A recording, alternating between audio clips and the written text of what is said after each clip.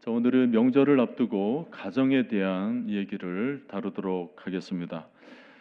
오늘날 우리 시대의 가정을 보면 위태위태한 부분들이 많습니다. 사회학자들이 평가하기를 우리 사회는 지금 뿌리채 흔들리고 있다, 기초가 무너졌다라는 얘기들을 많이 하고 있는데 그 중에 하나가 바로 가정입니다. 과거에는 이혼이라는 것이 금기어처럼 여겨졌던 때가 있었지만 요즘은 보편적 단어가 되어가고 있습니다. 가정마다 다 사정들은 있겠지만 그만큼 우리의 삶에서 많은 변화들이 지금 급속도로 찾아오고 있는 것입니다. 어느 시대든지 그 사회가 번영하기 위해서는 가정이 안정되고 화목해야 합니다. 가정은 우리 사회의 기초요 뼈대입니다. 오늘날 현대 사회가 안고 있는 모든 문제들이 결국 어디서 출발하느냐면 가정에서부터 출발합니다. 청소년의 탈선 문제라든지 흉포화되어 있는 범죄들, 또 자식들로부터 버림받고 소외받는 노인 문제, 또 급증하는 이혼율, 이 모든 일들이 가정이 화목하지 못한 데서부터 오는 것입니다. 그러므로 우리가 가정을 행복하게 만들고 건강하게 만드는 것이야말로 오늘날 우리 시대를 회복하게 만드는 중요한 첫걸음이라는 것을 우리가 놓쳐서는 안 되는 것입니다. 자, 오늘 본문은 가정을 건강하게 만들기 위해서 우리에게 무엇이 필요한지를 한마디로 잘 요약해 주고 있는 내용인데, 본문을 다시 봅시다. 마른 떡 한 조각만 있고도 화목하는 것이 제육이 집에 가득하고도 다투는 것보다 나으니라. 읽는 중에 재밌는 장면이 머릿속에 그려지시죠? 한 가정이 있는데 가난한 가정이에요. 양식이라고는 마른 떡 한 조각만 남아 있을 뿐입니다. 근데 이 가정이 그토록 어려움에도 불구하고 모든 식구들이 화목하게 지내고 있는 것입니다. 내 반면에 또 한 가정이 있는데 이 집은 부유합니다. 부자예요. 어느 정도냐 하면 제육, 그러니까 고기가 집에 가득하다 말을 합니다. 근데 이 가정의 문제가 뭐냐면 날마다 고기를 먹을 정도로 부유한 가정임에도 불구하고 집안이 시끄럽습니다. 가족들이 서로 싸우고 다투고 있는 거예요. 자, 이 두 가정, 이 말씀을 가지고 하나님이 우리에게 전하시고자 하시는 내용이 뭘까요? 부잣집들은 화목하지 못하고 가난한 집들이 더 화목하다, 뭐 그런 말씀일까요? 아니겠죠. 부잣집이라고 해서 모두가 다 불화하는 것은 아닙니다. 부잣집 중에서도 화목하게 지내는 가정이 얼마든지 있습니다. 또 가난한 집이라고 해서 더 화목한 것도 아닙니다. 가난 때문에 다투고 싸우는 일도 쉽게 일어납니다. 그러므로 오늘 본문을 단순히 부잣집, 가난한 집, 뭐 이런 경제적으로 비교하는 것으로 보시면 안 되고 대신 그 뒷부분을 보셔야 됩니다. 그러니까 가정에서 가장 중요한 것은 화목하게 지내는 것이다. 가난하든 부유하든 화목하게 살아야 된다. 아무리 돈이 많이 있어도 화목이 없는 가정은 절대로 행복해질 수가 없다. 이런 말씀을 하고 있는 것입니다. 여러분, 밀레의 만종이라는 그림을 아시죠? 언젠가 제가 글을 보는데 밀레의 만종 그림이 1조 원이 넘는다고 그럽니다. 그림 한 장에 어떻게 1조 원을 넘을 수 있을까? 비싸도 너무 비싸죠. 그런데 해설을 그렇게 달아놨습니다. 이것은 값어치가 1조가 넘는다는 것이지 실제로 팔면 얼마가 될지 모른다. 10조가 될지 20조가 될지 모른답니다.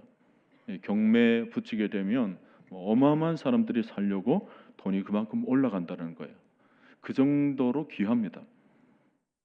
밀레는 이 그림을 그리는데 종이와 물감 다 합쳐서 75달러가 들었다고 합니다. 우리나라 돈으로 10만 원도 채 되지도 않아요. 그러나 지금 이 그림의 값어치는 계산할 수가 없는 역사적인 작품이 된 것입니다. 여러분 그 그림이 왜 그렇게 가치가 있습니까? 오늘날 현대인들에게 그토록 밀레의 그림이 귀해 보이고 밀레를 찾는 이유가 어디 있을까? 밀레의 그림에는 인간의 행복을 한 곳에 담아놓은 모습을 그대로 지니고 있기 때문에 그렇습니다. 우선은 하나님께 대한 경외감, 그러면서도 삶에 대한 기도와 감사, 그리고 부부가 함께하는 행복. 실제 그림을 보면 그 부부가 입고 있는 옷은 정말 보잘것없습니다. 그리고 그들이 신고 있는 신은 실내화예요. 실내와 실외화 뭐 따로 구분이 없는 그런 신발을 신고 다니는 거죠. 얼굴도 제대로 씻지도 않았고 또 머리는 다듬어지지를 못했습니다. 가진 것도 없습니다. 그저 바구니에 감자 몇 개밖에 없는 거예요. 그러나 그들은 지금 하나님 앞에 기도를 하고 있습니다. 마음에 감사가 있다라는 거죠. 그리고 그의 마음에는 어떤 불평이나 불만, 괴로움, 고민, 욕심 같은 흔적은 전혀 보이질 않습니다. 지금 마른 떡 한 조각만 있는 가정이 이와 같다라는 것입니다. 떡이 말라져 있다라는 것이 뭐예요? 집에 냉장고가 없다라는 뜻이 아닙니다. 배가 고프지만 서로 양보하고 있다라는 것입니다. 서로 배고플 때 서로가 서로에게 먹으라고 양보하고 있는 거야. 아내는 남편을 위하여 그 떡을 먹지를 못합니다.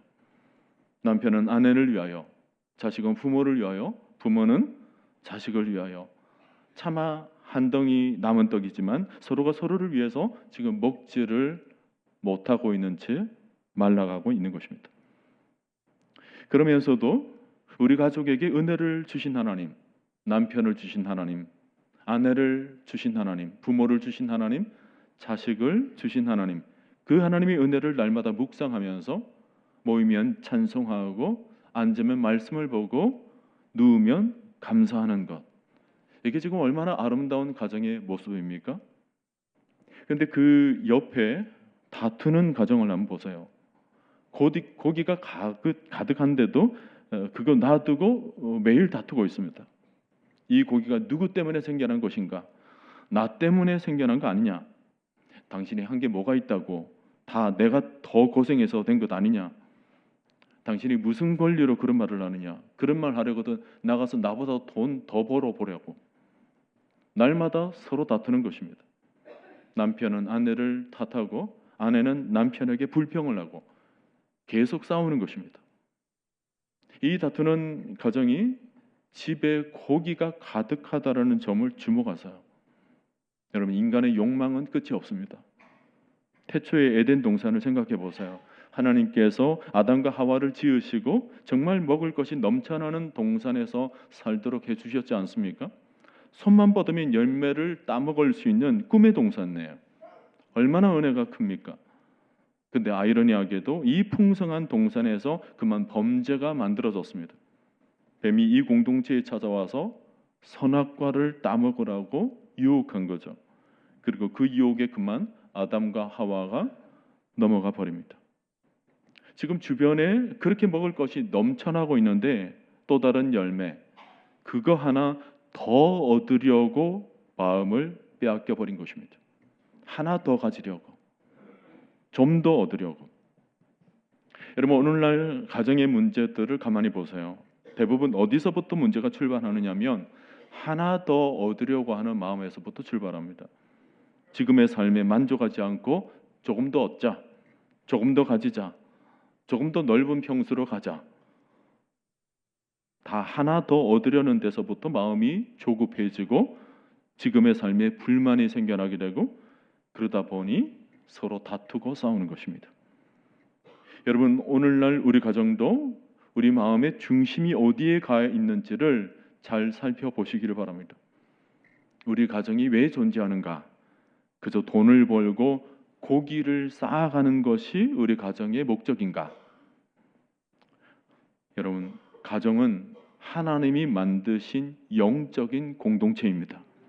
오늘날에도 하나님께서 가정을 영적인 공동체로 세워가시는데 가정의 부부가 그저 먹고 사는 문제에만 너무 집착하고 가정이 왜 존재하는지를 잊어버리게 된다면 심각한 갈등이 그 속에서 일어나게 되는 것입니다.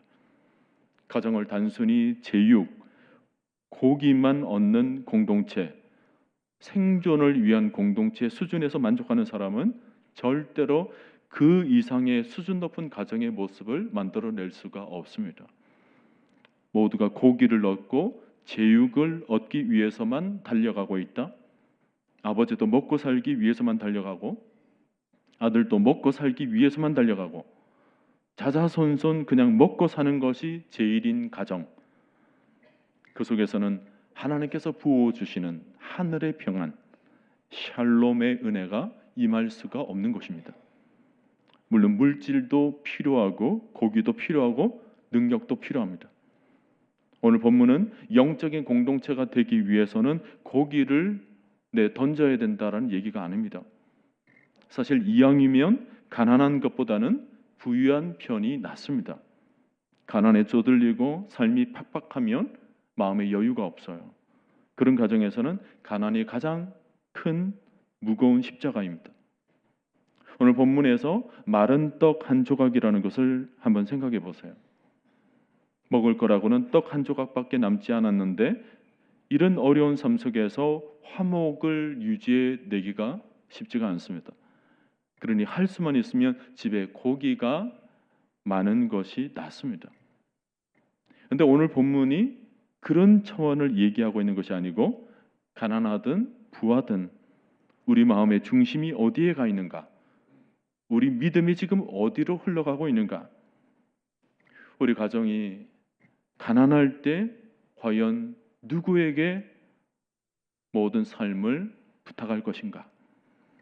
우리가 부할 때 이 물질이 어디서부터 나왔을까? 우리 가정의 참 주인은 누구신가? 여기에 대한 분명한 대답을 가지고 있어야 된다는 것입니다. 흔히 우리가 가장이라는 말을 많이 쓰죠. 세상에서 믿지 않는 사람들은 가장이 남편이라면 남편이 무조건 돈을 벌어와야 된다라고 말을 하죠. 그래서 남편은 어떻게 하든지 나가서 돈을 벌어와야 됩니다. 이런 생각을 가지다 보면 남편들은 참 힘이 빠져요. 내가 무슨 돈 버는 기계도 아니고. 이런 생각을 하게 되면 남편의 삶은 점점 불만스럽기 시작합니다. 또 반대로 남편은 어떤 생각을 합니까? 내가 돈 벌어 왔으니 나머지 가정 문제에 대해서는 이제 모두가 다 아내의 몫이라고 생각합니다. 자녀가 잘못되면 아내 탓을 합니다. 집에서 뭐 했냐는 거예요. 내가 가장이니까 돈을 벌어준 주인이고 남편은 아내에게 이제 탓하기 시작합니다. 그러면 아내는 남편에게 불평하고 여기서 세상의 가정들이 다 깨어지는 것입니다. 여러분, 가정은 하나님이 세우셨습니다. 하나님이 세우셨다면 가정의 모든 필요들도 하나님께서 친히 채워주신다는 이 믿음, 가정에 필요한 것들을 공급해 주시는 분이 하나님이라는 것이 분명히 우리 마음 가운데 믿음으로 세워져야 될 줄로 믿습니다. 이 믿음이 없으면 서로 책임져라고 날마다 불화가 끊이질 않아요. 지금은 집에 고기가 가득해도 이 고기가 언제 떨어질지 모릅니다. 그래서 늘 불안하고 그 불안을 서로에게 책임 전가하고 그러는 바람에 서로 다투는 것입니다. 그러나 하나님이 우리 가정을 세워주셨고 때문에 우리의 모든 필요들을 하나님께서 채워주신다는 믿음을 가지고 있는 가정은 하나님께 기도하게 됩니다. 하나님께 지혜를 구하기도 하고 하나님께 능력을 구하기도 하고 하나님께 힘을 구하기도 하는 것입니다. 필요한 것이 있을 때마다 하나님께 엎드려 기도를 합니다. 하나님께 필요한 것을 말하지 사람을 탓하지 않습니다. 하나님께 기도로 구하고 또 주실 때마다 감사하는 것입니다. 그러니 이런 믿음을 가지게 되면 지금 당장은 마른 떡 한 덩이에 불과한 형편이라 하더라도 낙심하지 않습니다. 남편을 탓하지 않습니다. 아내를 원망하지 않습니다. 그 어떤 것을 하기보다 그저 형편을 하나님께 아뢰면서 감사로 기도하며 나아가는 것입니다. 그러니 어찌 그 가정에 다툼이 생겨날 수가 있겠습니까? 여러분, 신자의 가정은 늘 화목해야 합니다. 마른 떡 한 조각만 있더라도 화목할 수 있는 힘이 어디서 나옵니까? 믿음에서부터 나오는 것입니다. 제육이 가득하고도 다투지 않을 힘은 하나님께서 주인이 되어 주신다라는, 그래서 하나님만 온전히 섬기는 가정에서 찾아볼 수가 있는 것입니다. 오늘 여러분, 가정에 어려운 문제가 있을 때마다 하나님을 찾으시는 가정 되시기를 바랍니다. 우리는 믿음으로 사는 가정이 되어야 합니다. 우리가 자주 부르는 찬송 559장 그 가사를 보세요. 사철에 봄바람 불어있고 하나님 아버지 모셨으니 믿음의 반석도 든든하다. 우리 집 즐거운 동산이라. 어버이 우리를 고이시고 동기들 사랑에 뭉쳐있고 기쁨과 소름도 같이 하니 한간의 초가도 천국이라. 아침과 저녁에 수고하여 다 같이 일하는 온 식구가 한 상에 둘러서 먹고 마셔 여기가 우리의 낙원이라. 고마워라 임마누엘, 예수만 섬기는 우리 집. 고마워라 임마누엘, 복되고 즐거운 하루하루. 우리 성도의 가정은 늘 이와 같이 은혜가 흘러넘치고 가정에서 십자가가 든든히 세워져 있을 때 그 가정에는 미움과 다툼보다는 화해와 용서가 왕성하게 되는 것입니다. 여러분, 우리가 복음을 얘기하는데 복음이 제일 먼저 세워져야 할 곳은 바로 가정입니다. 여러분, 오늘날 용서가 가장 필요한 곳이 어디예요? 가정입니다. 아무리 잘 어울리는 부부라 할지라도 모든 것이 일치할 수가 없습니다. 아무리 모범생 아들이라 하더라도 사고 칠 때가 있지 않습니까? 아무리 좋은 아내, 좋은 남편을 만났다 하더라도 의견 충돌이 일어날 수 있습니다. 그럴 때 말 실수한 그 자리에서 용서가 생겨나고 실수한 순간에 또 용서하고, 이 복음이 가정 안에서 작동해야 되는 것입니다. 용서는 그를 이해하고 받아내는 마음이죠. 용서는 거절이 아니라 포용인 것입니다. 서로를 용서할 때 비로소 진정한 하나가 되는 것입니다. 우리는 주님으로부터 십자가를 경험했습니다. 십자가가 뭐예요? 우리를 향한 하나님의 용서입니다. 십자가의 은혜가 무엇인지를 아는 사람은 용서를 깨달은 사람입니다. 우리는 1만 달란트 빚진 사람과 하나도 다르지 않습니다. 지금까지도 하나님의 용서가 있었기 때문에 지금 여기까지 올 수 있었던 것입니다. 근데 오늘날 가정들을 보면 의사소통의 문제로 굉장히 다툼들이 많이 일어나고 있습니다. 말을 통하여 상처를 주고 있습니다. 생각 없이 내뱉은 말 한마디가 배우자의 혹은 자녀의 가슴에 비수가 될 수 있습니다. 여러분, 가정에서 어떤 말을 가장 많이 하십니까? 아이들에게도 어떤 말을 가장 많이 하고 있는 것 같습니까? 이것을 부모들에게 물으면 잘 모릅니다. 아이들이 정확하게 기억을 해요. 우리 부모가 무슨 말을 제일 많이 하는지. 너 공부할래? 맞을래? 뭐 이런 말. 너 보면 한심하다. 여러분, 우리가 다른 것으로 지옥을 만들고 있는 것이 아닙니다. 말로 지옥을 만들어요. 형편이 아닙니다. 에베소서 6장 4절 말씀, 아비들아 너희 자녀를 노엽게 하지 말고 오직 주와 주의 교훈과 훈계로 양육하라. 여기서 중요한 말은 노엽게 하지 말고, 다시 말해서 감정을 다치지 않게 하라는 것입니다.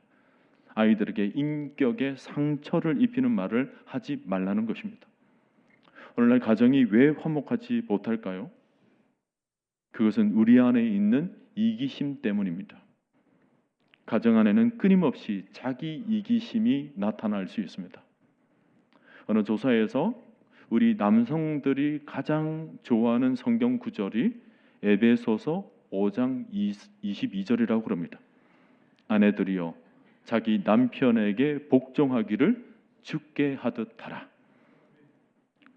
그런데 이 구절 앞에 뭐가 있었는지를 여러분 잘 살펴보아야 합니다. 21절에 보면 그러므로 교회가 그리스도에게 하듯 아내들도 범사에 자기 남편에게 복종할지어다 그랬습니다. 지금 아내들에게 말씀하시는 핵심에서 먼저 전제 조건이 뭐냐면 교회가 그리스도에게 어떻게 하는지를 잘 살펴보라는 거예요.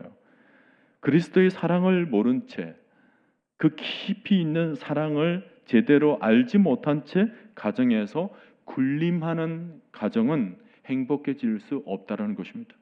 신자가 된 이상 우리의 관계는 서로 주종 관계가 될 수 없습니다. 우리는 가정 안에서 누가 힘이 더 세냐, 누가 더 높으냐, 그런 싸움으로 너무 많은 에너지를 쓸 필요가 없습니다. 오늘 이 고기의 싸움, 남편이 돈을 많이 벌어오면 군림을 하려고 하죠. 그리고 아내가 더 많이 돈을 벌어오면 아내가 군림을 하려고 합니다. 돈도 나보다 못 벌어오는 주제에 하면서 권세가 아내 쪽으로 넘어가는 것입니다. 여러분, 가족 안에서 힘겨루기를 하다 보면 가정 안에서 팽팽한 긴장감만 흐를 뿐입니다. 조건이 강조된 사랑은 불안해요. 지금까지 우리 하나님께서 보여주신 사랑은 그런 것이 아니었습니다. 로마서 5장에서 본 것처럼 우리를 위하여 십자가에 죽으시면 우리가 아직 죄인 되었을 때에, 우리가 연약할 때에, 우리가 원수 되었을 때에 우리에 대한 하나님의 사랑을 확증해 주셨다 그랬습니다. 아무런 조건이 없어요. 우리가 죄인 된 모습이라 하더라도, 우리가 연약하더라도, 우리가 여전히 하나님과 원수 되었을 그때 하나님은 우리에게 아무런 조건 없이 먼저 사랑을 보여주신 것입니다. 그러므로 신자의 가정은 화목한 가정을 이루기 위해서 조건 없이 먼저 섬기며 사랑해야 하는 것입니다. 배우자의 섬김으로 그가 기뻐하는 모습을 보면서 나에게 찾아오는 기쁨, 그게 진짜인 것입니다. 여러분, 신앙이란 무엇입니까? 주님을 기쁘시게 하는 거죠. 주님을 기쁘시게 하다 보면 자연스럽게 우리의 영혼 가운데도 하늘의 기쁨이 흘러나오게 되어 있는 것입니다. 이게 원리가 똑같아요. 상대를 힘들게 하고 불행하게 만들어 놓고 내가 기뻐할 사람이 있습니까? 아내를, 남편을 막 힘들게 해놓고 그가 고통하는 모습을 보면서 어디 가서 씩 웃는다? 그건 가학적 환자입니다. 정상적인 사람이 아니에요. 나는 좀 힘들어도 내가 수고함으로 상대가 기뻐하는 것을 바라보는 것, 내가 힘들었지만 애를 쓰고 도와줬더니 상대가 좋아한다.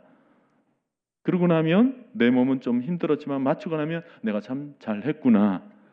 이게 화목의 비밀입니다. 우리 그리스도인들은 주님으로부터 지금까지 이 원리를 배워온 것입니다. 가정에서 섬김을 받으려고 하지 말고 먼저 섬겨 보십시오. 신앙의 가장 기본적인 원리입니다. 섬김을 요구하지 말고 내가 먼저 섬길 때 우리의 기쁨이 흘러넘치게 되어 있는 것입니다. 요구하는 가정, 모두가 서로 요구하기만 한다면 가정은 불행해지는 것입니다.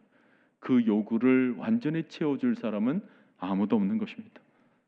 그러므로 섬길 기회만 있으면 여러분 놓치지 마시기를 바랍니다. 남자들은 퇴근하고 집으로 돌아오면 좀 쉬고 싶겠죠. 특히 휴일이 되면 푹 쉬고 싶을 겁니다. 열심히 일한 당신 쉴 자유가 있지 않는가? 마음속에서 자꾸만 그런 말들이 속삭여지죠. 그러나 믿음의 가족들 속에 다른 가족들은 그렇지가 않아요. 가족들은 휴일이면 그냥 함께 하고 싶은 거죠. 뭔가 함께 하기를 원합니다. 교회도 같이 가고 싶고 뭘 해도 좀 같이 하고 싶죠. 일주일 동안 남편 얼굴을 제대로 보지도 못했는데 뭔가 같이 할 수 있는 일을 제안해 주기를 원합니다. 집에서도 남자가 해야 할 일이 있는 거예요. 아내들은 일주일 힘들게 아이들과 싸웠기 때문에 남편이 조금이라도 뭔가 도와주기를 원하고 함께 하기를 원하고 또 바깥에 나가서 바람을 쐬기를 원하지만 남편들은 늘 바깥에서 바람을 쐬고 왔기 때문에 다시 나갈 생각이 별로 없는 거예요. 눈에 보이지 않는 팽팽한 긴장감이 있을 수 있습니다. 여러분, 이럴 때 어떻게 해야 되죠? 상대를 생각하고 배려하는 마음이 필요한 것입니다. 특히 남자분들은 바깥에서 일하다 들어오면 아무것도 하기 싫겠지만, 그러나 직장에서의 해야 할 역할들이 있는 것이고 가정에서 해야 할 역할들이 있는 것입니다. 연장선에서 생각하지 말고 구분해서 생각하셔야 됩니다. 내 생각대로 살고 싶고 내가 편한 대로 살고 싶지만 내가 해야 할 역할들이 있다라는 것입니다. 그 일을 위하여서 자기를 내어놓는 희생이 필요한 것입니다. 우리 남자분들 가정에 들어가면 어떨 때는 싱크대에 설거지 거리들이 잔뜩 쌓여져 있을 때가 있습니다. 남자가 밀린 설거지에 손을 댄다는 것이 쉬운 일이 아닙니다. 그런데도 가족을 섬기기 위해서 고무장갑을 껴야 될 때가 있습니다. 그러면 아내가 얼른 와서 막아요. 하지 말라고. 밖에서 일하느라 힘들었는데 집에서는 그런 걸 하지 말라, 쉬어라고 놔두면 자기가 하겠답니다. 근데 그 실제 마음은 어떻습니까? 해주기를 은근히 바라는 마음도 있는 것입니다. 겉으로는 하지 말라고 그래요. 하지 말라고 그러는데, 근데 마음 깊은 곳에서 들려오는 소리는 해주면 너무 고맙고 그런 것이 있는 것 같아서 그저 남자가 열심히 그릇을 씻을 때가 있습니다. 그러면 옆에서 뭐예요? 정말 못하게 만들고 싶었다면 끝까지 말릴 것 아닙니까? 옆에서 막 화를 내면서 내가 하지 말라고 그랬는데 왜 하냐고, 다시는 못하게 할 것이다, 고무장갑을 숨기고 막 그러면 정말 안 할 텐데, 막 옆에 와서 그런 말은 하지 않고 사진을 찍기 시작합니다. 그리고는 아이들에게 보여줘요. 얘들아, 오늘도 아빠가 설거지를 도와줬다. 너희들도 나중에 이런 남편을 만나렴. 사실 별거 아닌데 가정을 조금 도와주니까 그 정도는 돕는 것도 아니죠. 그러나 아내가 그것을 기뻐하는 것을 보고 남편은 하루 종일 앞치마를 두르고 다니는 것입니다. 여러분, 오늘 우리의 삶은 예수 그리스도의 삶의 원리를 잘 따라가야 합니다. 상대를 위하여 나를 희생하는 것, 거기서 오는 기쁨을 누리는 것이 우리 그리스도인의 가정의 모습인 것입니다. 오늘 설교를 우리 남편이 들어야 되는데, 여러분, 이런 일이 쉽습니까? 쉽지가 않아요. 우리의 이기심을 내려놓고 가정을 섬긴다라는 것, 정말 어려운 것입니다. 우리 안에는 이기심의 끝없는 충동들이 일어나기 때문에 우리 힘으로는 절대 섬기는 것이 어려운 것입니다. 하나님이 힘을 주셔야 되는 것입니다. 그 힘이 바로 성령입니다. 그래서 에베소서 5장 18절에서 뭐라고 말씀하느냐면, 술 취하지 말라, 이는 방탕한 것이니 오직 성령으로 충만함을 받으라. 5장 후반부부터 6장에 이르기까지 가정의 모든 문제들을 얘기를 합니다. 부부의 관계, 부모와 자녀의 관계, 가정에서 관계들을 다루고서 이 인간관계가 까다롭다는 것을 보여주죠. 하나도 쉬운 것이 없습니다. 많은 사람들이 가정생활을 만만하게 생각을 하는데 가정생활이 얼마나 힘든 것입니까? 모든 자신의 약점들이 그대로 드러날 수 있는 곳이 가정입니다. 서로에 대하여 있는 모습 그대로가 적나라하게 드러나는 곳이 가정이죠. 우리의 기질대로, 우리의 성품대로, 더 나아가서 우리의 본성대로 가정을 맡겨놓으면 정상적으로 돌아갈 가정은 한 가정도 없을 수 있습니다. 안 깨어지는 것이 기적이죠. 그래서 바울은 여러 가정의 관계들을 얘기하기 바로 직전에 5장 18절에서 성령 충만 얘기를 꺼내든 것입니다. 왜요? 모든 인간관계를 풀어가는 키가 우리의 힘이 아닌 성령의 은혜로 되어지는 것이기 때문입니다. 부모 관계, 부모와 자녀 관계, 이 모든 관계 우리의 본성에 맡기지 말라는 거예요. 술 취한 듯 우리의 흐느적거리는 본성대로 이리 가고 싶고 저리 가고 싶고 하는 그런 본성과 기질대로 우리 자신을 맡겨놓지 말고, 술 취한 것처럼 행동하지 말고 성령 충만을 받으라고 먼저 얘기를 하는 것입니다. 성령의 은혜가 부어져야 이 모든 인간의 관계들을 잘 유지할 수 있다라는 거죠. 여러분, 우리가 흔히 성령 충만 그러면 거창한 일을 할 때만 필요한 것으로 생각할지 모르는데, 사실은 가정 안에서 가장 먼저 필요한 것이 성령 충만입니다.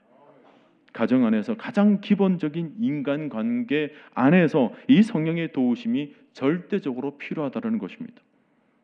피곤한 일이 있을 때, 상대가 신경을 건드려 혈압이 팍 올라가려고 그럴 때, 그때 성령의 도우심이 필요하다는 것입니다.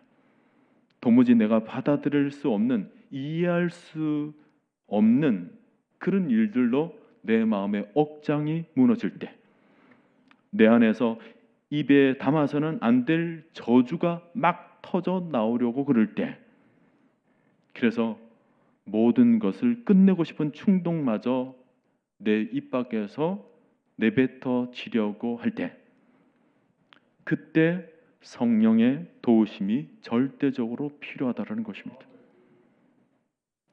나도 피곤하고 나도 힘들지만 그 속에서 아내를 혹은 남편을 받아주고 이해해주고 도와주고 싶은 마음이 어디서부터 나오느냐? 내 안에서 나를 붙잡고 내 마음을 온전히 인도해 가시는 성령님의 도우심으로 가능하다라는 것입니다. 그러므로 사랑하는 성도 여러분, 여러분의 가정에서도 성령 충만을 구하시기를 바랍니다. 우리가 성령으로 충만해지면 우리 가정이 화목하게 될 것입니다. 우리 가정이 우리의 본성에게만 맡기면 언제나 한계가 드러날 수밖에 없습니다. 성령님의 도우심이 필요해요. 성령님이 우리를 도우시면 우리 가정에는 말할 수 없는 하늘의 평안이 흘러넘치게 될 것이고, 하늘의 은혜가 우리 가정 위에 부어지게 될 것입니다. 성령은 우리의 이기심을 극복하도록 만들어 주십니다. 자신의 이기심을 내려놓고 가정을 위하여서, 아내와 남편과 자녀들, 부모들을 위하여서 섬기고 희생할 수 있는 마음이 싹 트는 가정에는 하늘의 샬롬이 임하게 될 것입니다. 이 힘은 우리 힘으로 얻는 것이 아닙니다.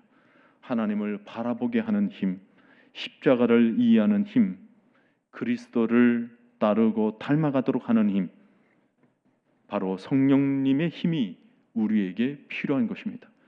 서로가 존중해주고 항상 세워주고. 그래서 어떤 가정을 보니까 그런 규칙을 세웠다고 그래요. 결혼하면서 평소에는 서로 말을 놓고 지내지만 살다가 간혹 싸울 일이 있을 때, 그때는 반드시 존댓말로 싸우자.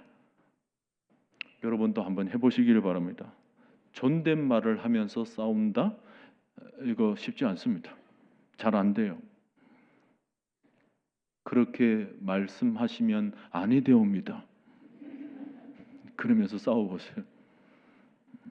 그리 행하시면 소인 가슴이 너무 아프옵니다. 막 그러면서 혈압 높이기가 쉽지가 않습니다. 올 가을에도 열매들이 가득하면 얼마나 풍성한 계절을 보냅니까? 우리 가정에도 이런 열매들이 맺혀져야 되는 것입니다.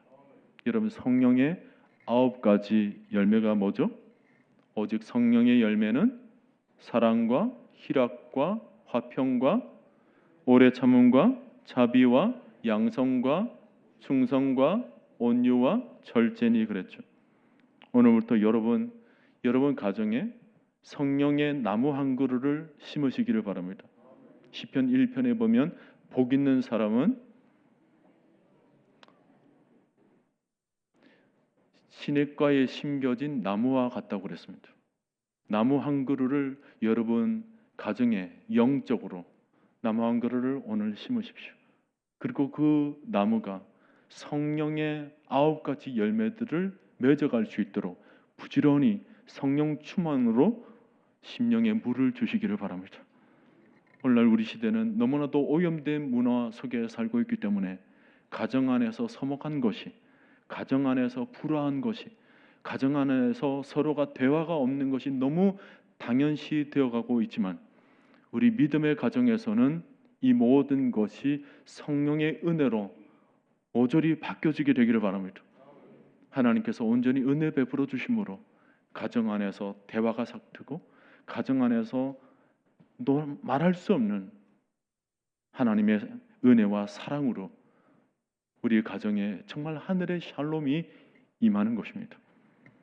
하나님의 능히 우리 가정의 아버지가 되어주시고 우리 예수님께서 우리 가정의 주인이 되어주시고 성령님께서 우리 가정을 온전히 이끌어 주신다면 아무리 엉클어지고 무너진 가정이라 하더라도 올곧게 세워지게 될 줄로 믿습니다. 이 믿음으로 어떤 상황 속에서도 화목을 누리며 살아가는, 그래서 하늘의 축복을 날마다 누리며 살아가는 여러분 모두가 될 수 있기를 주님의 이름으로 간절히 축원드립니다.